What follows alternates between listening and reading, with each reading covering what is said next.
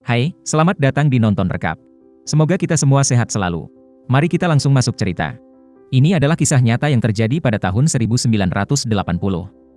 Zaman itu, para sales masih menggunakan teknik penjualan tradisional door-to-door. Muranishi, seorang salesman amatir perusahaan buku ensiklopedia Inggris. Pada masa itu, bahasa Inggris masih belum terlalu populer di negeri Sakura, sehingga menjual buku ensiklopedia Inggris bukanlah suatu pekerjaan yang mudah. Muranishi punya keluarga kecil, istri seorang ibu rumah tangga, 2 bocil, serta emak yang sudah lanjut usia. Sumber penghasilan keluarga hanya bergantungan pada dia seorang. Hari itu di kantor, Muranishi ditegur oleh atasan karena gak pernah pecah telur. Dia diberi kesempatan terakhir kali untuk belajar dengan senior yang hebat, jika masih juga gak jualan, maka siap-siap angkat kaki. Hari itu Muranishi dengan sungguh-sungguh jualan keliling bareng senior. Tentu saja, hasilnya tetap nihil. Senior memberikan pencerahan padanya. Dalam dunia sales, menjual tidak semata-mata hanya menjelaskan produk, namun, perlu adanya pendekatan. Contoh, jika seorang pria memuji wanita tiap hari, maka lambat laun wanita itu akan membuka hati padanya. Nah, saat itulah waktu yang tepat untuk melakukan penetrasi. Berikutnya apa yang pria itu katakan bakalan dipercaya oleh si wanita. Mendapat wejangan berharga itu, Muranishi mulai terbuka pikirannya, dan langsung mempraktekkannya. Muranishi mulai dengan jurus memuji pada klien wanita, namun malah sang suami tatoan brutal yang dihadapinya. Berdasarkan rekor, belum ada seorang sales pun yang berhasil jualan barang padanya, mereka semua malah keluar dari rumah tersebut dengan luka-luka. Muranishi masuk rumah tanpa mengetahui hal itu, baru saja mulai jelasin produk, dia langsung dihajar klien menggunakan bola golf. Muranishi kena mental langsung pipis di celana. Dia kemudian izin membuka celananya sambil presentasi. Dengan secepat kilat dia mulai observasi sekeliling, ada foto klien bersama orang Filipina terpampang, Muranishi langsung masuk dari situ. Supaya si klien bisa berhubungan baik dengan orang luar, terutama untuk saat bercinta dengan cewek Filipina, agar komunikasi semakin lancar dan adegan ranjang bisa semakin hot, maka buku ensiklopedia Inggris adalah solusi yang tepat untuknya. Mendengar itu, si klien merasa masuk akal dan langsung membeli buku itu. Senior gak nyangka Muranishi bisa dalam waktu singkat menguasai ilmu turunannya. Setelah berhasil closing, sekarang Muranishi semakin pede berjumpa klien lainnya menggunakan teknik cuap-cuap itu. Omset penjualannya pun melejit seketika, grafik penjualan sampai gak muat di tembok, dia menjadi top sales perusahaan. Muranishi sangat senang, kehidupan akan menjadi semakin baik, dia berjanji akan membeli rumah yang besar, dan apa yang diinginkan keluarga akan dipenuhi. Walau dalam masalah ranjang, dia dan istri gak pernah capai kepuasan bersama, namun jika keuangan rumah bagus, istri pun gak komplain. Hari itu saat ke kantor, Muranishi terkejut, kantor kedatangan banyak polisi. Ternyata uang di brankas dibobol oleh si senior. Tentunya dengan kerugian yang dialami perusahaan, maka bonus penjualannya pun lenyap. Muranishi sangat stres, tiba-tiba serasa suram jalan di depan.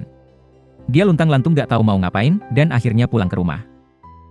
Tahu-taunya malah ada surprise di rumah. Aduh, sang istri lagi berolahraga bersama pria lain, dan desahannya sangat dahsyat berbeda dengan saat olahraga bersama suami.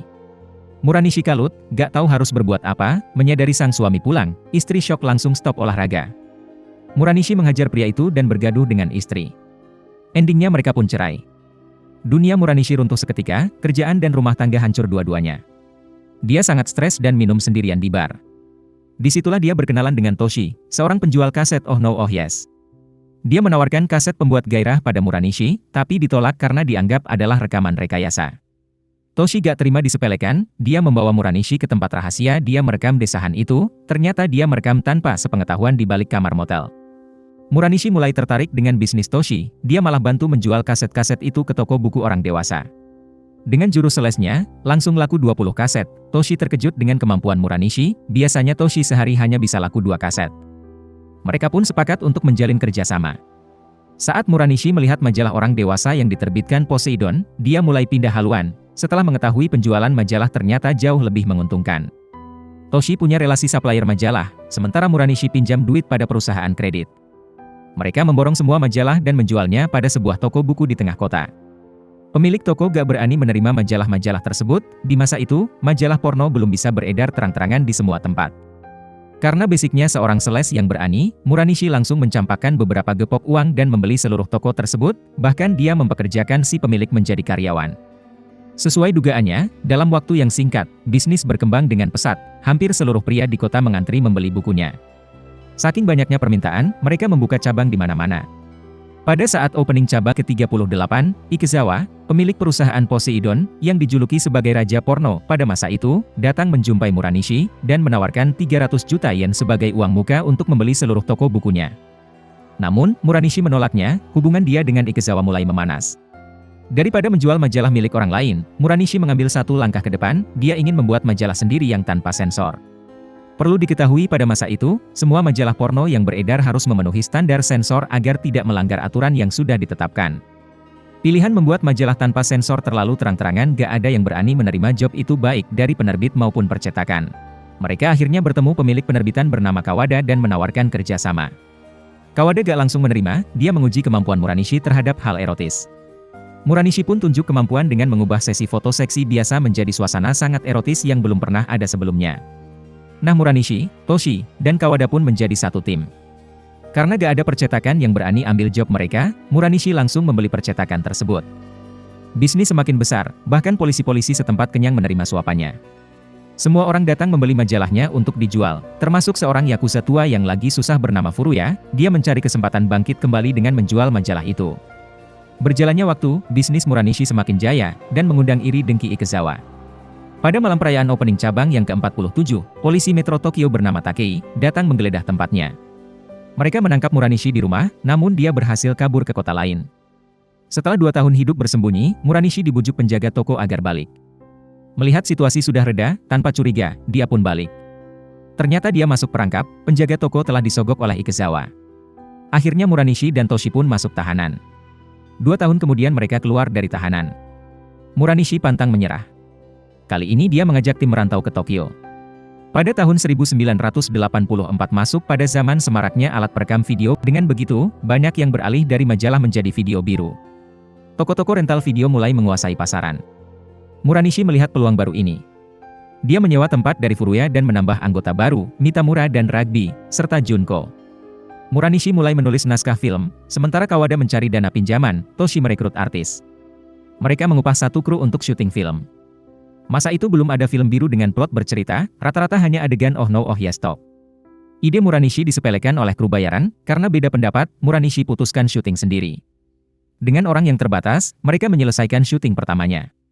Setelah dipasarkan di toko rental, gak ada yang tertarik dengan video mereka, orang-orang lebih menyukai video Ikezawa yang menggunakan model-model cantik. Muranishi kembali memutar otak. Kesempatan Furuya mengadu domba, dia bongkar kartu bahwa Ikezawa yang menyebabkan mereka masuk tahanan dengan sengaja membayar polisi. Muranishi kali ini emosi. Dia kemudian merekrut artis milik Ikezawa bernama Miku. Awalnya Miku menolak dengan membuang kartu namanya. Megumi yang kebetulan main di klub memungut kartu nama yang dibuang. Inilah awal dari kisah legend Megumi dan Muranishi. Oke, kita lanjut dulu yang ini. Miku menerima tawaran Muranishi dan mereka memulai syuting. Berhubung akting Miku terlalu dibuat-buat, Muranishi minta agar para pemain benar-benar melakukan adegan seks asli. Walaupun negeri Amete termasuk salah satu negeri di Asia yang buka-bukaan dalam seks. Namun siapapun yang melakukan seks asli dalam syuting itu melanggar hukum. Muranishi gak peduli yang namanya hukum, dia membujuk Miku dengan bayaran tambahan. Miku pun akhirnya mau. Karena pemain cowok gak berani ambil resiko, dia pun mundur dari syuting. Muranishi minta Rugby yang maju sebagai pemain cowok. Hasil syuting kali ini lumayan laku, meskipun tetap bagian vital disensor, namun semua ekspresi begitu natural sesuai keinginan Muranishi. Hal ini diketahui Ikezawa, dia pun melaporkan Miku ke kantor polisi dan membongkar aibnya lewat media, sehingga Miku ditangkap, orang tuanya tercoreng muka, pokoknya hancur masa depan Miku. Gak ada lagi artis yang berani kerjasama dengan Muranishi sejak kasus itu. Ikezawa juga berkomplot dengan Komite Regulasi Video untuk menentang distribusi videonya Muranishi karena dianggap telah menyalahi aturan sensor standar. Mereka minta ulang edit semua rekamannya, Muranishi gak terima permintaan itu, alhasil video pun dilarang beredar. Sekarang Muranishi and the Gang mengalami masa susah, mereka habis akal. Muncullah Megumi sebagai penyelamat. Megumi adalah seorang mahasiswi yang tinggal bersama emak yang kaku. Emak sangat posesif, bahkan untuk hal cuci tangan pun diatur ketat. Suatu malam, Megumi ke klub, gak sengaja dia mendengar tawaran Muranishi ke Miku untuk bisa menjadi diri sendiri, tanpa dikekang orang. Dia pun kemudian memungut kartu nama yang dibuang Miku. Megumi suka melukis orang telanjang dan adegan-adegan hot. Impiannya melanjutkan sekolah seni di Italia, namun si emak gak setuju. Suatu hari saat ingin menyimpan lukisannya itu agar si emak gak tahu, dia menemukan foto zaman dulu, dan baru tahu ternyata emak adalah pelakor, Megumi sendiri adalah anak yang gak diharapkan kehadirannya. Dia pun pergi menemui Muranishi untuk mencari kebebasan diri dan mencari modal untuk ke Italia. Megumi lolos interview, dia diberi nama panggung, seterusnya kita panggil dia Kuroki. Kuroki punya ciri khas bulu ketek yang lebat. Dia senang Muranishi memuji bulu keteknya cantik. Sebagai film perdana Kuroki, Muranishi turun tangan langsung. Di zaman itu belum ada sutradara merangkap sebagai pemain sekaligus. Muranishi lah orang pertama. Maknyos juga ya jobnya guys, sambil menyelam, bisa minum air sepuasnya. Balik lagi ke masalah sensor, Muranishi punya ide, jika gak bisa inovasi dalam visual, maka dia akan mainkan dalam audio. Muranishi minta Toshi membeli sebuah peluit. Berhubung waktu mepet, Toshi mendapatkan sebuah peluit kerang yang aneh berbentuk alat vital wanita. Aturan mainnya, jika Kuroki merasa enak, maka meniup sekali. Jika sangat-sangat enak, maka dia diminta meniup 3 kali. Alhasil sepanjang syuting hanya terdengar bunyi peluit berkali-kali non-stop, artinya, tahu-tahu sendirilah ya guys. Terlahirlah video legend di negeri Yamete era tahun 80-an. Saat Kuroki pulang, dia jujur pada emak bahwa dia barusan syuting film biru. Sang emak murka dan mencari pengacara. Karena ditentang emak, Muranishi pun berjanji gak akan mengedarkan video tersebut, dan yang sudah terlanjur beredar akan ditarik balik semua. Dana perusahaan semakin kandas. Muranishi gak menyerah di situ saja, dia punya ide syuting di Hawaii dengan tema action erotis. Zaman itu film erotis masih monoton, jalan yang ditempuh Muranishi termasuk sangat resiko. Kawada gak setuju ide tersebut, selain gak ada dana, masa itu di US lagi tegang hubungannya dengan Jepang. Rencana Muranishi sangat riskan. Namun, dia gak peduli dengan pendapat siapapun dan ngotot pergi. Kuroki merasa bersalah, dia pun mengembalikan upahnya waktu itu untuk dana syuting ke Hawaii. Muranishi dan kru akhirnya berangkat. Ikezawa mengetahui rencana mereka, dia pun berkomplot dengan polisi setempat untuk menjebak Muranishi. Selesai sukses syuting, Muranishi ditangkap polisi atas beberapa tuduhan, dia pun dijerat hukuman penjara selama 370 tahun. Kali ini Muranishi benar-benar bakalan berulat dalam tahanan. Berjalannya waktu, teman seperjuangan mencari dana untuk mengeluarkannya. Angka hasil nego dengan Hawaii adalah sebesar $800.000, sekitar 100 juta yen, sehingga mereka semuanya pun cari uang kemana-mana. Ragbi dan Junko kerja di tempat lain, Mitamura menggambar anime untuk dijual, Kuroki mencoba kontrak dengan Ikezawa, namun saat Ikezawa minta dia mencukur bulu ketek, Kuroki gak mau. Dia kemudian menyarankan dirinya turun tangan promosi langsung video perdananya pada toko rental. Untuk itu, dia pun putus hubungan dengan emak. Video Kuroki laris manis, dia bahkan gelar temu fans supaya mereka bisa melihat bulu keteknya. Dalam waktu yang singkat, mereka berhasil mendapat dana 50 juta yen. Toshi juga gak tinggal diam-diam dia menjual master tape rekaman Muranishi yang paling pertama pada Furuya, sehingga akan diedarkan tanpa sensor di bisnis bawah tanah. Mereka akhirnya berhasil mengumpulkan dana sebesar 100 juta yen. Akhirnya Muranishi pun dilepas dari tahanan Hawaii setelah menjalani hukuman selama 2 tahun. Setelah dia pulang, Kuroki telah menjadi artis porno yang terkenal berani bicara dan tentunya bulu keteknya yang seksi. Dia selalu diundang di acara TV-TV sebagai pembicara seks wanita. Muranishi kemudian mulai membuat film yang lebih banyak. Zaman sudah berbeda lagi, semua perusahaan berbondong-bondong membuat video dengan adegan seks asli, akibat pengaruh video Muranishi. Komite regulasi terpaksa memberi izin untuk syuting adegan seks asli dengan batas sensor tertentu. Ikezawa juga ikutan syuting adegan asli, namun, videonya kalah kreasi dibanding punya Muranishi. Era itu pun ditutup dengan wafatnya Kaisar Jepang, maka dimulailah era baru bernama era Heisei. Pada era baru ini, pornografi semakin semarak tanpa sembunyi-sembunyi lagi. Polisi juga mulai menertibkan transaksi gelap di bawah tanah. Sewaktu galang dana, Toshi terlibat dengan Furuya, sehingga dia pun sekarang mengenal narkoba. Muranishi mengetahui Toshi menjual master tape dan memakai narkoba, dengan berat hati dia mengeluarkan Toshi dari perusahaan. Toshi sangat sedih, pengorbanannya untuk Muranishi ternyata gak diingat. Dia pun keluar dari perusahaan dan join Yakuza bawah naungan Furuya. Pada saat polisi sedang menjaring organisasi bawah tanah, Toshi dan Ikezawa terkena imbas. Ikezawa mati dalam tahanan. Toshi gak hianatin Furuya, dia pun menjalankan hukuman penjara sendiri. Kesetiaannya disambut baik oleh Furuya and the Gang. Muranishi dan tim terus berkarya. Nantikan kisah hidup Muranishi selanjutnya pada session 2. Bagaimana pengaruh Muranishi pada industri porno di era baru ini? Apakah dia akan ada inovasi baru lagi? Seperti apa kisah hidup selanjutnya? Bersambung.